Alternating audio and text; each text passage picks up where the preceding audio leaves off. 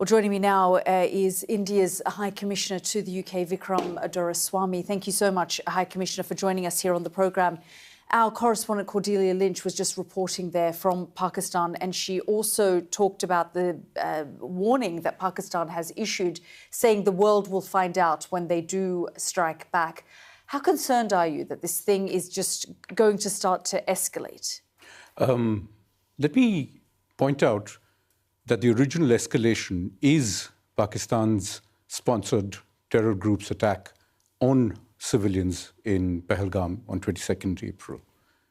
You know, our response thereafter was precise, targeted, reasonable, and moderate. It was focused principally and solely on terrorist infrastructure.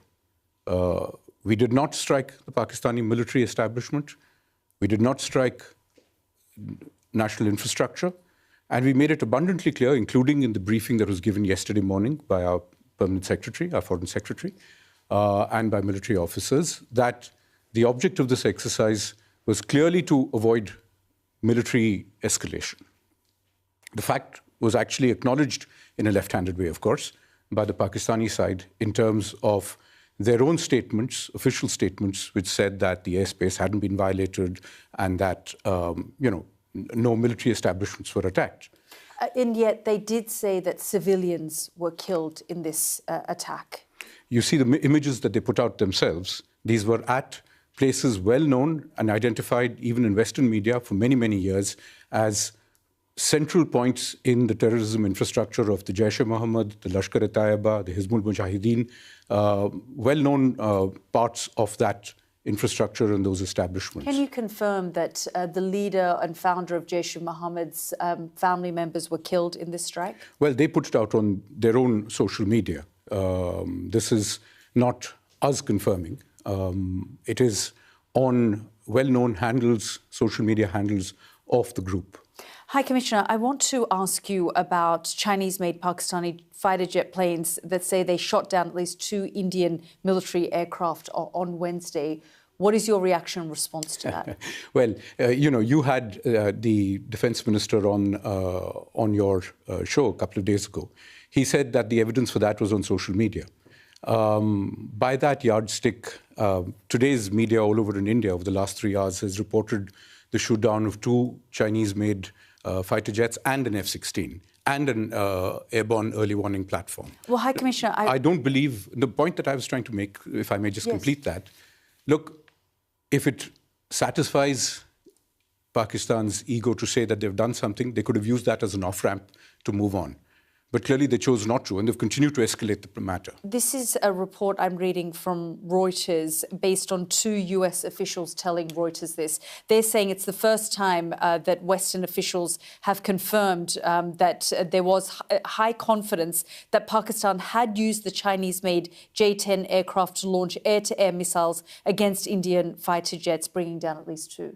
This is something that, let's ask Reuters. But my larger sense is that there is no evidence of that. We haven't actually confirmed any such thing.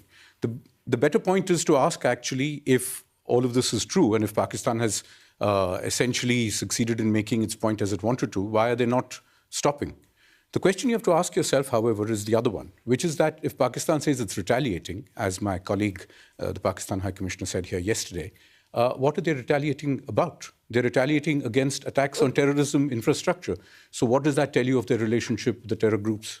Well, they're saying that they're distancing themselves completely from Pahalgam, and they're saying they had nothing to do with it. They've said that they've asked for an investigation, and India has refused an international investigation that they were happy to cooperate in. Well, this is a story we've heard multiple times before. In 2016, after the Pathankot attack, which you referred to, we offered them an unprecedented amount of access to an Indian Air Force base, which had been attacked at Pathankot, DNA samples, telephone records, the whole works. It was supposed to be a joint investigation. We never got invited for the second part of it. And frankly, each time, if you go all the way back to 2008 to the Mumbai terror attacks, where a substantial amount of information and material evidence was provided to the world and to Pakistan, who made the same generous offer of cooperation, all they've used it for is to hide their tracks and to take away fundamentally what are assets of their deep state. High Commissioner, I'm just going to keep you there because I just want to give our viewers and audience some context and bring that in. And I just want to pause for a moment, just remind our viewers how the two countries stack up against each other militarily. Now, India has over 1.2 million active personnel in its army. Pakistan has less than half of that, 560,000. In the Navy, India has 75,000 active personnel and Pakistan has 30,000.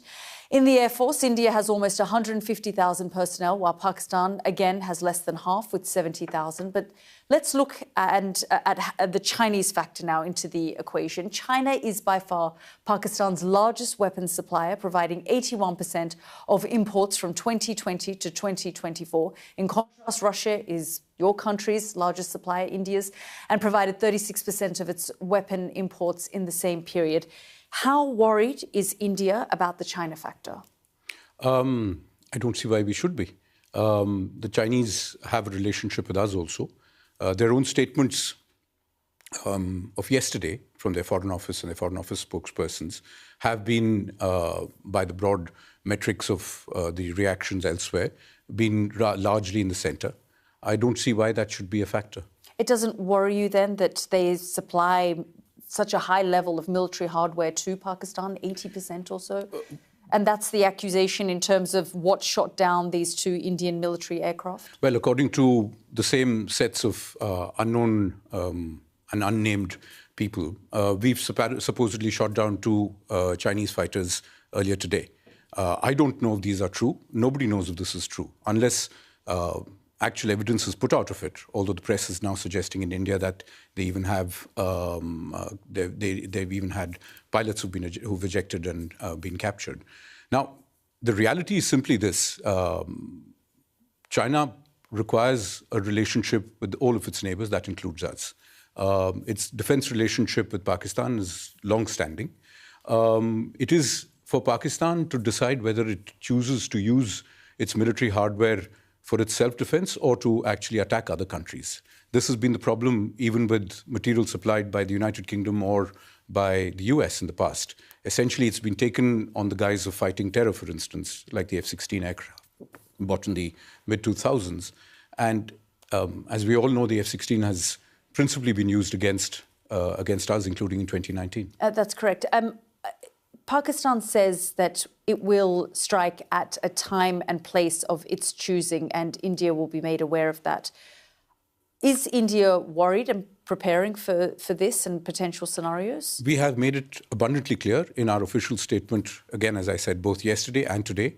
We're not looking for an escalation, but if Pakistan responds, as we have done, we will respond proportionately and in exactly the same line. Which would be what? Targeting these terror bases or Well, beyond? look, we have said if the military is attacked, we had not attacked their military. As they've now started trying to attack our bases, we've hit back at their air defense systems and at their units too. But I do want to remind everybody that for the last 15 days, they've also opened up artillery fire along the line of control, also in Jammu and Kashmir. So that has had a civilian toll. So for everybody who's worrying about that, this has been going on for the last 2 weeks. I just want to come back to this point on the Indian military aircraft. I know India is not confirming this situation. There are now Western officials coming out. The French have said that they have an understanding that the aircraft, the Rafale that India has been hit. Are you concerned that you're going to continue to have this kind of loss? I don't think so. What is the purpose? First of all, we don't know if this has happened. But as a famous British admiral once said, the purpose of military infrastructure and hardware is for it to be used, right?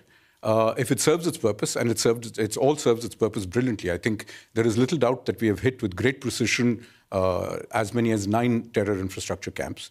We have shown we have the capacity to hit with surgical precision at individual buildings within the terror camps. What we are then signaling is we have the capacity, if Pakistan escalates it, we have the capacity to really punish them harder.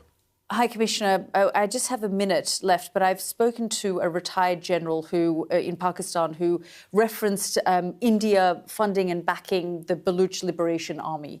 They've said that they have done that for years. And when I asked him about Masood Azhar, he said, well, their family members were targeted. Should we be doing the same to, the high-level militants from the BLA, the Baluch Liberation Army, that are seen and operate within Delhi? Well, look, let me show you this photograph of yesterday, I believe it is, to your viewers. This person here is a sanctioned terrorist under the American sanctions regime. His name is Hafiz Abdur Rauf. He's a brother of the founder of the terrorist groups that you're mentioning. Look who's behind him, Pakistani military. Look at the coffins there. They have the Pakistani national flag. If you're going to be giving terrorists state funerals, what does that make of your system? And everybody knows that for the last 30 years, Pakistan has used this as a means of subcritical warfare against India. If the international community really wants to be able to look at this and worry about it, the simple solution is to tell Pakistan it has an opportunity for an off-ramp. These are things that the world should have compelled Pakistan to do 30 years ago, and to compel them to implement their promises about taking down this infrastructure. It has not done so. We can't verify these images ourselves, and this is part of one of the problems, High Commissioner, that both sides, there's a lot of information coming out, but independent journalists, foreign journalists are not being given access. The Pakistanis have said to me, you're free to come to the sites that have been targeted, and we can take you to the line of control as well with the military to show you what's been hit and targeted.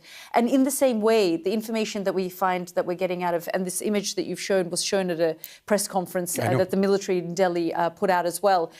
But that is part of the problem here as well, isn't it, High Commissioner? I mean, there is an information warfare that's taking place, and independent journalists can't seem to get access to either side. Well, look, it is a fluid situation out there. I don't know how helpful it would be to have independent journalists or any kind of journalists wandering around in an area where there is active military operations happening.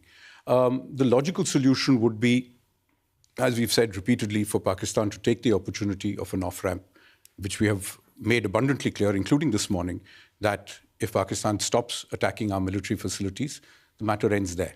But it is for them to decide. High Commissioner, thank you for joining us. Thank you for having me.